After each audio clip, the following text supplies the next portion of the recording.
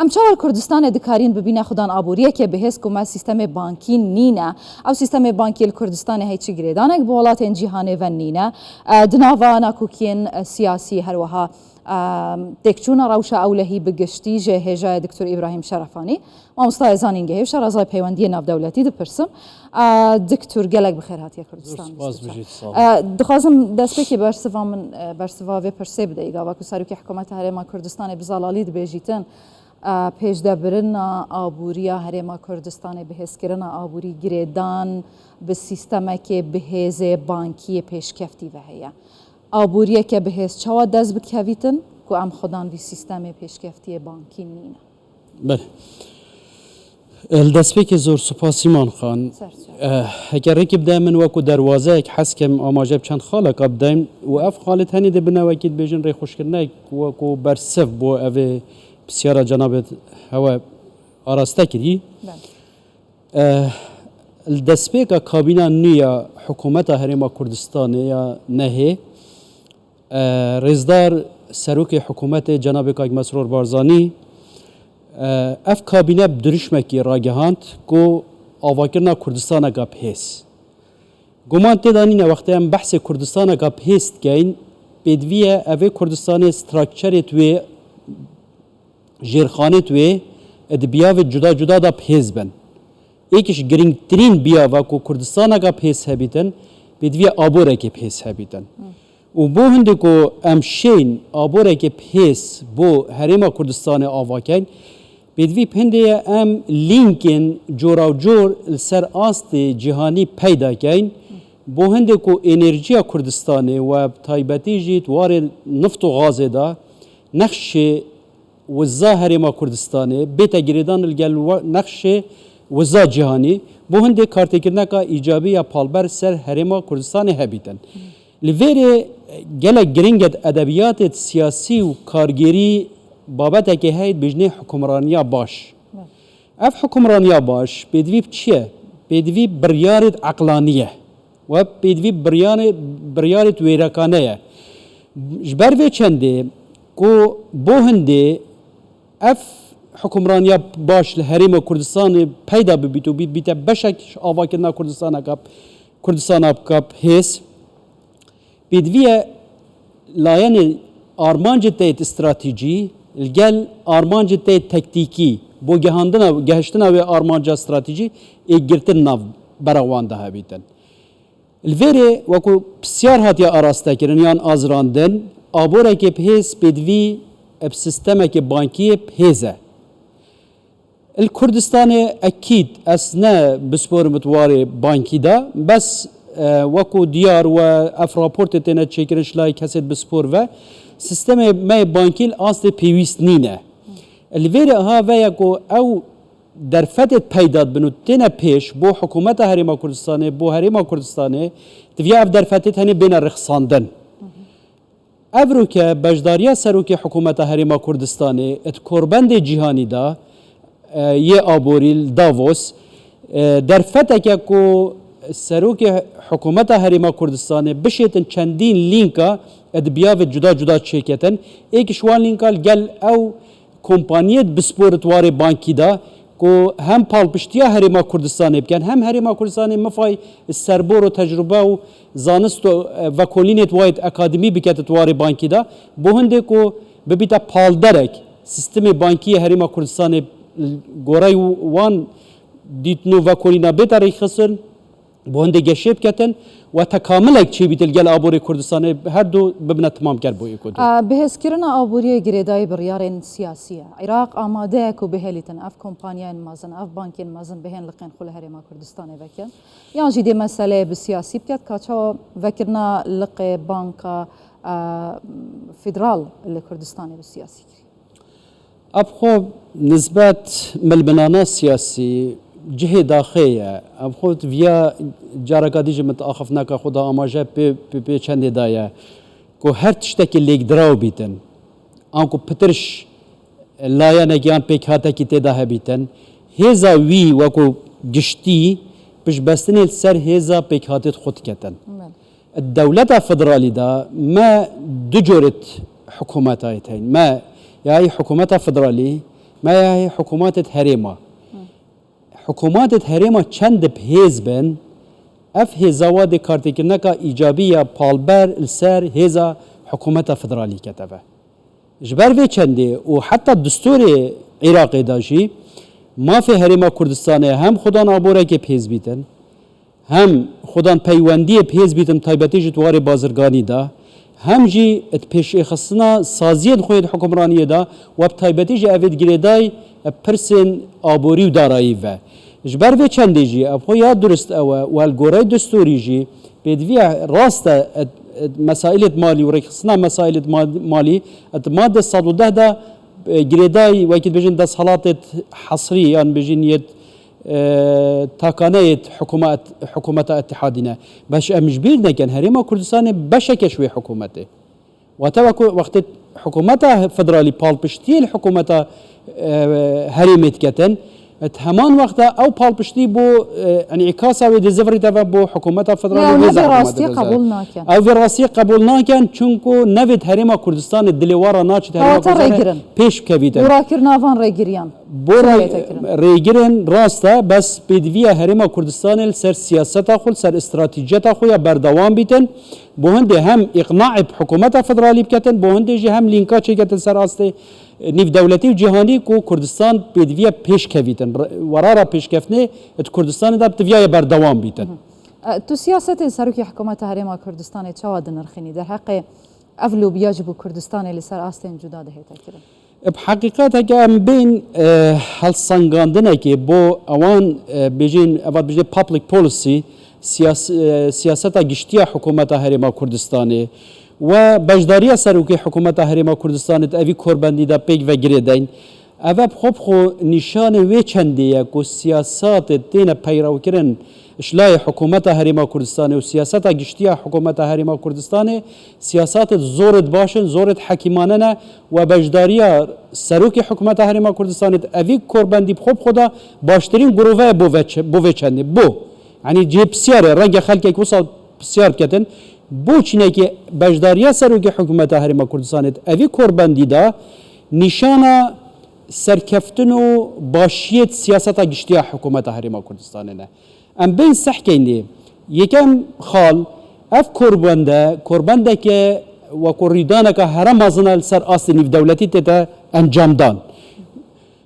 بوچه اف ریدانه که هر مازن یا گرینگه پتر عن بجی نزدیک 2500 کسا لیدره و کساتیت نافدار سر آست جهانیت وارد جدا دا یت سیاسی، یت آبوری، یت بازرگانی، یت وقت بجنه سیویل سوسایتی، جواکی مدنی، یت اکادمی و حتی دیماکی بجداریت اوی کوربندی داد کن. دو اف کوربنده آرمانجی چیه؟ آرمانجاوی دراست کردن و پیشکش کردن تیروانی جدایه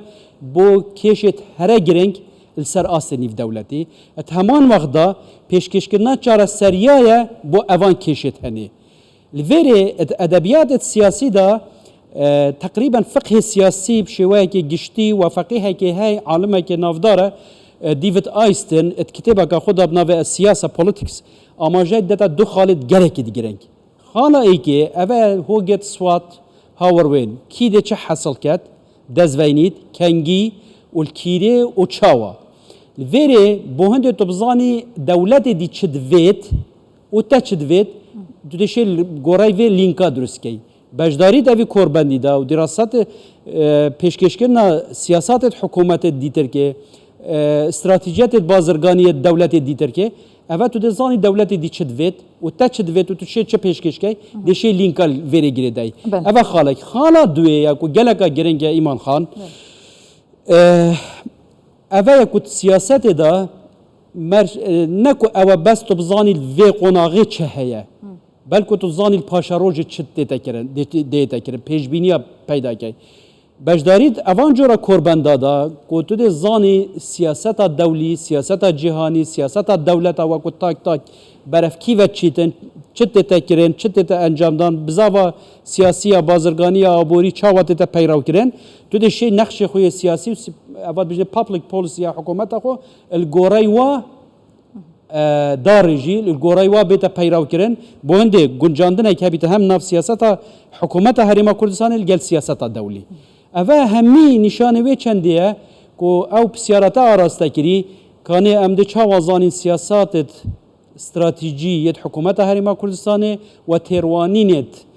استراتیجیت رزدار سروکی حکومت هریما کردستان که مسرور بارزانی ات سرکفتینه اوه همی آماجت وی چندینه گروهن بوی چنده که سیاست که اکجار زورا گرنگ یا حکیمانه هریما کردستان اما جاره دناف کردواریش داد بیجین دست ابتنی دنگ جه ناهیتن حقیقتا که دناف خویا کردستان دم دنیای که کشه تین یعنی سروکی حکومت هریما کردستان جی بخو گلک جاران لپیش مدیا کردی جی آخویه گوتی آستانگیه تی هم بری چاک سازیه چاوا دیشین چاک سازیان بلستر بکن با آبوریه که بهستر دوان شرطو مرجع ابخو جیان هم شوی که گشتی کشنه یعنی هر مجاله که تو سحکی چوا کو تاک چوا کو کمالگا چه جوا کو کمالگا هی جهانی یعنی جیان شوی که گشتی کشنه ابخو ادبیات آبوری دا بجنه پیداویستی حاجات خوب پیداویستی خوب کشه الویره وجه هنده جاره زیده باری و چنده که اف پیداویستی آن اف حاجاته ریراوی خوی درجی لادن عین تو شی بیجی انحراف تدا چید بیتنی آن بیجین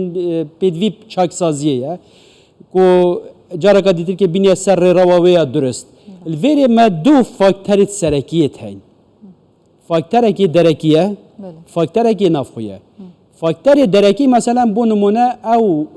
بسیارا گاوادی نافراحاتی آزاراندن بابتک مثلا سردریا حکومت عراق الگل هریما کردستانه و فاکتر کی درکیه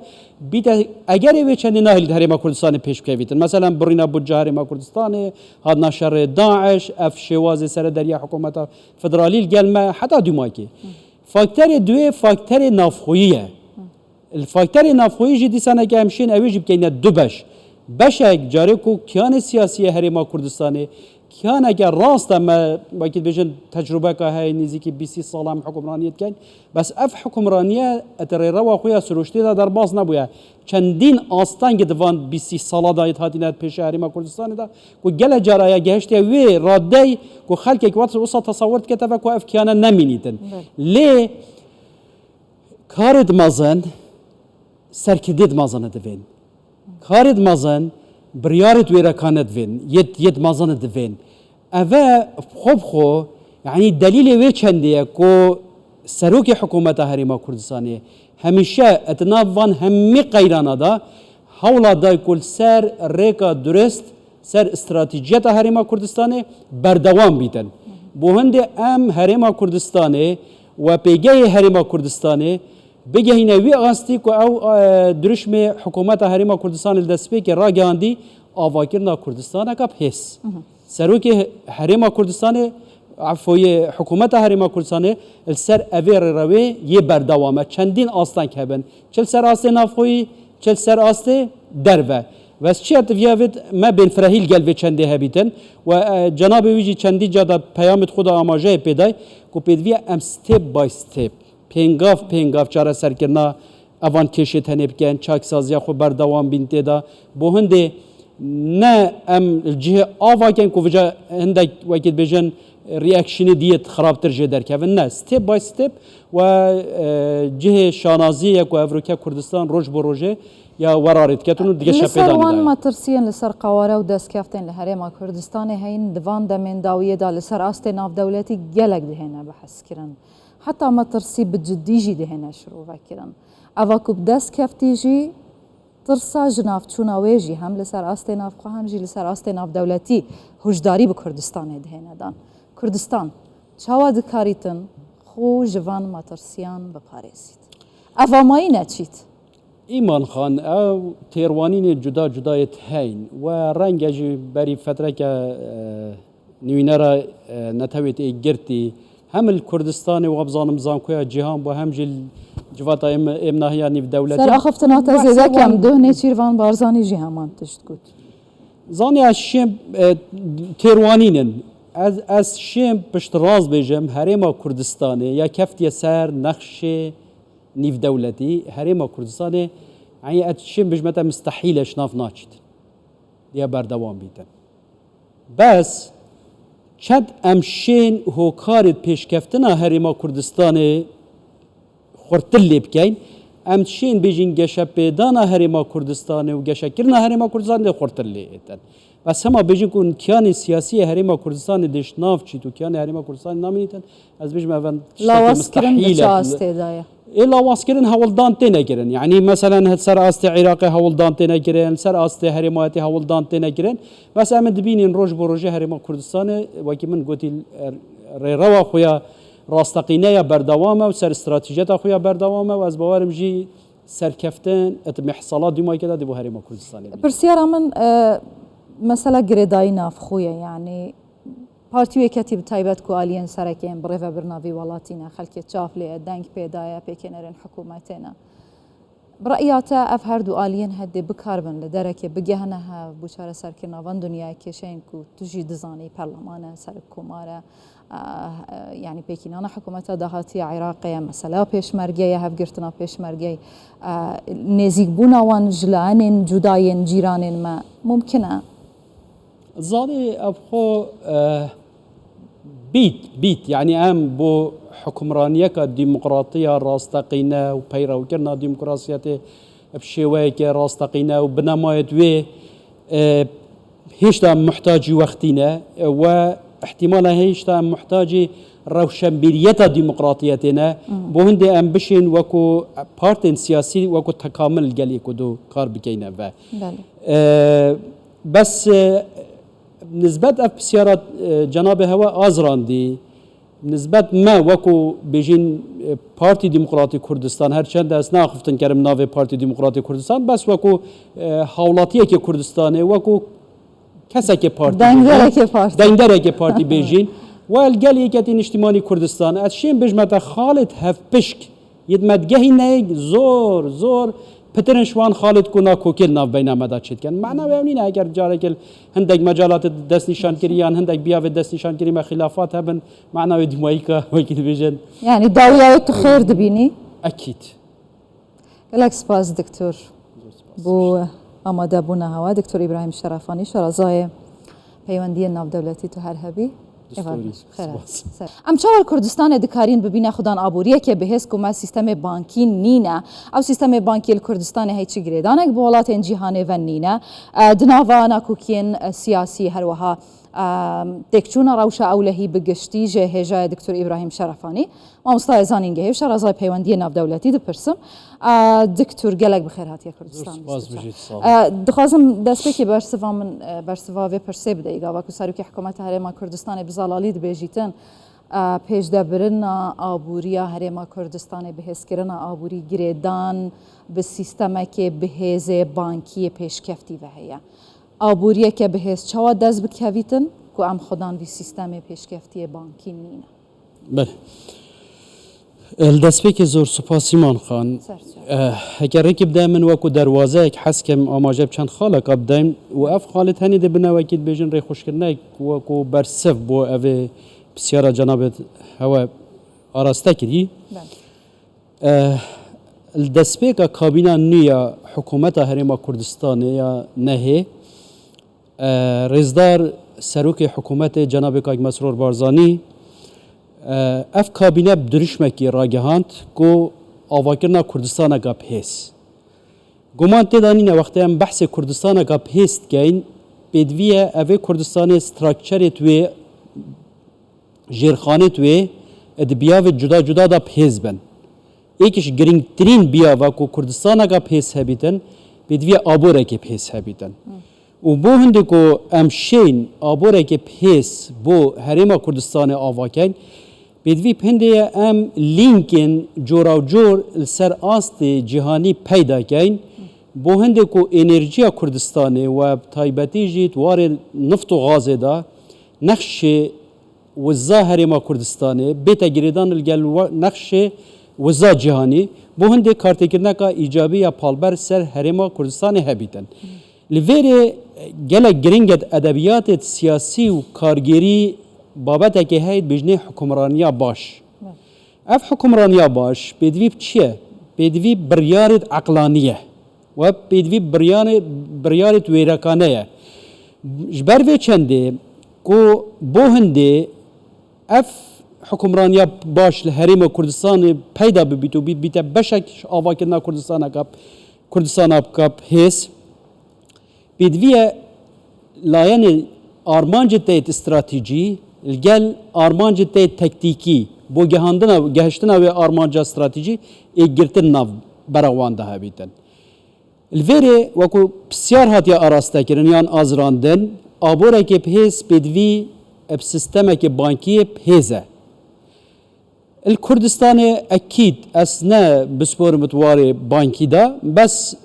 وكو ديار و افرابورت تنا تشيكرش لاي كاسيت بسبور و سيستم ما بانكي اصل بيويست نينه الفيرا ها وياكو او درفتت پیداد بنو تنا پیش بو حکومت هریما کردستانه بو هریما کردستانه تویا اف درفتت هنی بین رخصاندن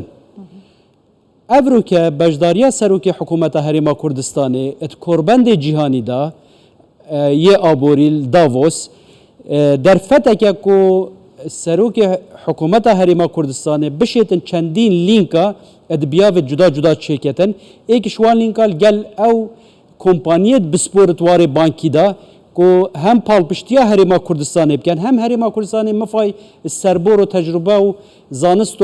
و کلینت واید اکادمی بکت واره بانکی دا بهنده کو ببیتا پالدرک سیستم بانکی هریما کردستان گورای وان دیتنو و کورینا بهتری خسن بونده گشیب کتن و تکاملک چی بیتل گل آبوری کردستان هر دو ببنا تمام کرد بوی کدو بهز کرنا آبوری گریدای بریارن سیاسیه عراق آماده کو بهلیتن اف کمپانیان مازن اف بانکین مازن بهن لقین خل هریما کردستان وکن یان جدی مسئله بسیاسی بکت کاچا وکرنا لق بانکا فدرال لکردستان بسیاسی اب خب نسبت ملبنانا سیاسی جهه داخله اب خود ویا جارکادی جمت آخفنا که خدا آماجه پی چند دایا کو هر تشتکی لیگ دراو بیتن آنکو پترش لایا نگیان پیک هاتا کی تدا بیتن هزا وی وکو گشتی پش بستنی سر هزا پیک هاتت خود کتن الدولة الفدرالي دا ما دجورت حكومات هين ما يعني حكومات فدرالي ما يعني حكومات هريمة حكومات هريمة چند بهيز بن اف هزاوا دي كارتكنكا ايجابية بالبر السر هزا حكومات فدرالي كتبه جبر في چنده وحتى الدستور عراقي داشي ما في هريمة كردستان هم خدان عبوره كي بهيز بيتن هم خدان پیوندی پیز بیتم تایبتی جتواری بازرگانی دا هم جی ات پیش خصنا سازیت خوید حکمرانی دا و تایبتی جی اوید گریدای پرسن آبوری و دارایی و جبر و چندی جی ابخو یاد درست او و الگورای دستوری جی بدوی راست مسائل مالی و رخصنا مسائل مالی ات ماده 110 دا گریدای وقتی بجن دست حالات حصری یعنی بجن ید تاکانه حکومت اتحادینه باش امجبیر نکن هریما کردستان بشکش وی حکومته وقت حکومت فدرالی پالپشتی حکومت هریمت کتن همان وقت او پالپشتی بو انعکاس او دزفری تبع بو حکومت فدرالی او راستی قبول نکن او راستی قبول نکن چونکو نوید هریما کردستان دلیوارا ناچت هریما کردستان پیش کویدن براکرنا وان ریگریان ریگرن راسته بس بدویه هریما کردستان سر سیاست خود سر استراتیجیت خود بردوام بیتن بوهنده هم اقناع حکومت فدرالی بکتن بوهنده جه هم لینکا چه کتن سر آسته نیف دولتی و جهانی کو کردستان بدویه پیش کویدن ورارا پیش کفنه ات کردستان دا بدویه بردوام بیتن تو سیاست سروکی حکومت هریما کردستان چواد نرخینی در حق افلو بیاجبو کردستان لسر آستین جدا ده تکرن بحقیقت اگه بین هالسانگاندنه که بو اوان بجین اوان بجین public policy سیاست گشتی حکومت هریما کردستانه و بجداری سروکی حکومت هریما کردستانه اوی کربندی دا پیگ و گریدین اوه خوب خو نشان وی چندیه که سیاست تین پیرو کرن اشلای حکومت هریما کردستان و سیاست گشتی حکومت هریما کردستان سیاست زورت باشن زورت حکیمانه نه و بجداری سروک حکومت هریما کردستان اوی کربندی خوب خدا باشترین گروه بو چنده بو یعنی جیب سیاره رنگ خلقی که وصل سیار کتن بو چینه که بجداریا سروکی حکومت هرما کردستان اوی کوربندی دا نشانه سرکفتن و باشیت سیاست گشتی حکومت هرما کردستان نه ام بین سحکینی یکم خال اف کوربنده که و کوریدانه که هر مازن سر آسنی دولتی تتا انجام دان بوچه اف ریدانه که هر مازن یا گرنگه پتر عن بجی نزدیک 2500 کسا لیدرا و کساتیت نافدار سر آست جهانیت وارد جدا دا یت سیاسی یت آبوری یت بازرگانی یت بجنه سیویل سوسایتی جواک مدنیت اکادمی و حتی دیماکی بجداریت اوی کوربندی داد کن دو اف کوربنده آرمانجی چیه آرمانجاوی دراست کردن و پیشکشکردن تیروانی جدایه بو کشت هر گرنگ سر آسنیف دولتی ات همان وقتا پیشکشکردن چاره سریایه بو اوان کشت هنی لوری ادبیات سیاسی دا تقریبا فقه سیاسی بشویه که گشتی و فقیه که های عالمه که نافداره دیوید آیستن ات کتابه که خود بناوه سیاسه پولیتیکس آماجه داتا دو خالد گرکی دیگرنگ خالا ای که اوه هوگت سوات هاوروین کی ده چه حاصل کد دزوینید کنگی والکیره و چاوا ویره بوهند تبزانی دولت دی چدوید و تا چدوید دو دشه گورای وی لینکا درست کی بجداری دوی کوربندی دا و دراسات پیشکشکرنا سیاسات حکومت دیتر که استراتیجیات بازرگانی دولت دیتر که اوه تو دزانی دولت دی چدوید و تا چدوید و تو چه پیشکش کی دشه لینکا ویره گیره دای اوه خالا دوی یا کو گلکا گرنگ ایمان خان اوه یکوت سیاست دا نکو اوه بس تو بزانی وی قناغی چه هیه بلکه تو بزانی پاشاروج چه دیتا کرن پیشبینی پیدا کی بجدارید اوان جورا کوربنده دا که تو ده زانی سیاست دولی سیاست جهانی سیاست دولت و که تاک برف کی و چیتن چه دیتا کرن چه دیتا انجام دان بزاوا سیاسی بازرگانی آبوری چاوات دیتا پیرو کرن تو ده شی نقش خوی سیاسی اول بجنه پابلیک پولیسی حکومت خو الگورای و دارجی الگورای و بیتا پیرو کرن بونده گنجاندنه که بیتا هم ناف سیاست حکومت هریما کردستان الگل سیاست دولی اوه همی نشانه وی چندیه که او بسیارت آراسته کری کانه امده چه وازانی سیاست استراتیجیت حکومت هریما کردستان و تیروانینت استراتیجیت رزدار سروکی حکومت هریما کردستان که مسرور بارزانی ات سرکفتینه اوه همی آماجت وی چندینه گروونه بوی چنده که سیاست که اکجار زورا گرنگ یا حکیمانه هریما کردستان هم جاره دناف کردواریش داد بیجین دست ابتنی دنگ جین ناهیتن حقیقتا که دناف خویا کردستان دم دنیای که کشیت هین یعنی سروکی حکومت هریما کردستان جی بخو گلک جاران لپیش مدیا کردی جی آخویه گوتی آستانگیت هی هم بری چاک سازیه چاوا دیشین چاک سازیان بلستر بکن با آبوریه که بهستر دوان شرط و مرجع ابخو جیان همه شوی که گشتی کشنه یعنی هر مجاله که تو سحکه چواکو تاک چواکو کمالگا چه جواکو کمالگا هی جهانی یعنی جیان شوی که گشتی کشنه ابخو ادبیات آبوری دا بجنه پیداویستی حاجات خوب پیداویستی خوب کشه الویره وجه هنده جاره زیده باری و چنده که اف پیداویستی آن اف حاجاته ریراوی خوی درجی لادن عین تو شی بيجي انحراف تدا تشيد بيتن يعني بيجي بيدوي چاك سازيه کو جارا کا دیتر که بینیا سر رواوی درست الویری ما دو فاکتور سرکیت هین فاکتور کی درکیه فاکتور کی نافخویه فاکتور درکی مثلا بو نمونه او بسیارا گاوادی نافراهاتی آزاراندن بابتک مثلا سردریا حکومت عراق الگل هریما کردستانه و فاکتور کی درکیه بیت اگر وی چند نهل هریما کردستان پیش کویتن مثلا برینا بوجه هریما کردستانه هاد نشر داعش اف شواز سردریا حکومت فدرالی الگل ما حتی دیماکی فاکتور دوی فاکتور نافخویه الفاکتور نافخویی جدی سنه که همشین اویج بکنه دو بشک جاری کو کیان سیاسی هریما کردستانه كان که راست ما وقتی بجن تجربه که های نزدیکی 20 سال هم حکمرانیت کن بس اف حکمرانیه اتر روا خویا سروشتی در باز نبوده چندین آستان گدوان 20 سال دایت هاتینات پیش هریما کردستان دا کو گله جرای گهشت وی راده کو خلک که واسه تصورت کتابه کو اف کیانا نمینیدن لی کارد مازن سرکدید مازن دوین کارد مازن بريارت ويرا كانت فين يد مازنت فين أفا خو يعني دليل ويشندية كو سروكي حكومة هريما كردستانية هميشه اتنافان همي قيرانا دا حولا دا يقول سر ريكا درست سر استراتيجية هريما كردستانية بردوام بيتن بوهند ام هريما كردستانية وبيجي هريما كردستانية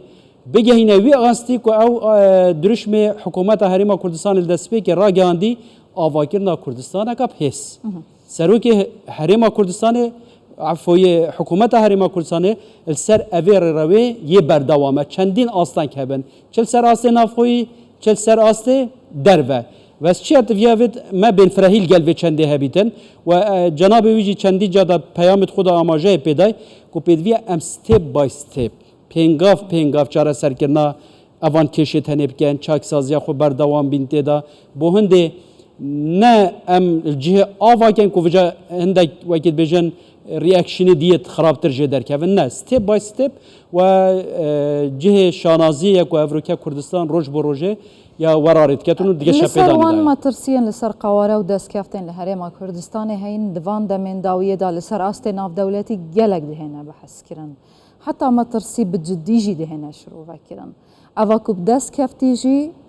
ترسا جناف چونا ويجي هم لسر آستي ناف خو هم جي لسر آستي ناف دولتي هجداري بكردستان دهنا دان كردستان چاوا دكاريتن خو جوان ما ترسيان بپاريسيت أفا ماي نچيت ایمان خان او تیروانین جدا جدایت هین و رنگ اجی بری فتره که نوینرا نتویت گرتی هم الكردستان و ابزانم زانکویا جهان با هم جل جواتا امناهیا نیو دولتی سر اخفتنا تزیده کم دهنه چیروان بارزانی جهامان تشت گود زانی از شیم تیروانینن از شیم پشت راز بیجم هریما کردستانه یا کفتی سر نقش نیو دولتی هریما کردستانه يعني اتشين بجمتها مستحيل اشناف ناچت ديا بردوام بيتن بس چد امشين هو كارد پیش كفتنا هريما كردستان خورتل بكين امشين بيجين گشا پیدانا هريما كردستان و گشا كرنا هريما كردستان خورتل بيتن بس هما بيجين كون كيان سياسي هريما كردستان ديش ناف چيتو كيان هريما كردستان ناميتن از بيجم اول لا واسكرن بچاست دايا إلا واسكرن هولدان تنكرن يعني مثلا سر أست عراقي هولدان تنكرن سر أست هرماتي هولدان تنكرن بس أمد بينين روج بروجه هرما كردستان وكي من قلت روا خويا راستقينيا بردوامه وسر استراتيجيات خويا بردوامه واز بوارم جي سر كفتن اتمحصلات ديما كده دي بو هرما كردستان برسيارا من مثلا جريداي ناف خويا يعني پارتیوی کتیب تایبت کو آلین سرکیم برای برنامه ولاتینا خلک چافلی دنگ پیدایا پیکنرین حکومتنا برایات اف هر دو آلین هدی بکاربن لدرک بگهنها بوشار سرکرناوان دنیا کشین کو تجی دزانی پارلمان سرک کماره يعني بيكينانا حكومة دهاتي عراقية مثلا بيشمرجية هفجرتنا بيشمرجي نزيق بونا وان جلانين جداين جيرانين ما ممكنة زاني أبخو بيت يعني أم بو حكمرانية كديمقراطية راستقينا وبيرا وكرنا ديمقراطية بشوية راستقينا وبنمايت وي هيشتا محتاج وقتنا واحتمالا هيشتا محتاج روشنبيرية ديمقراطيتنا بوهندي أم بشين وكو بارتين سياسي وكو تكامل جالي كدو كار بكينا بس نسبة بسيارات جناب هوا آزراندي نسبة ما وكو بيجين بارتي ديمقراطي كردستان هرچند از ناخفتن کرم ناوی بارتي ديمقراطي كردستان بس وكو حولاتية که كردستانه وكو کسا که پارتی دنگره که پارتی بيجين والجالي كتين اجتماعي كردستان اشين بجمت خالد هف بشك يدمت جهي نيج زور پترن شوان خالد کنا کوکل ناف بین آمده چید کن معنا و اونین اگر جاره کل هندک مجالات دست نشان کریان هندک بیاو دست نشان کری ما خلافات هبن معنا و دمایی که وکی بيجن يعني داوية خير دبيني اكيد گلک سپاس دکتور بو آماده بونا هوا دکتور ابراهیم شرفانی شرازای پیوندی ناو دولتی تو هر هبی دستوری. خیر سپاس.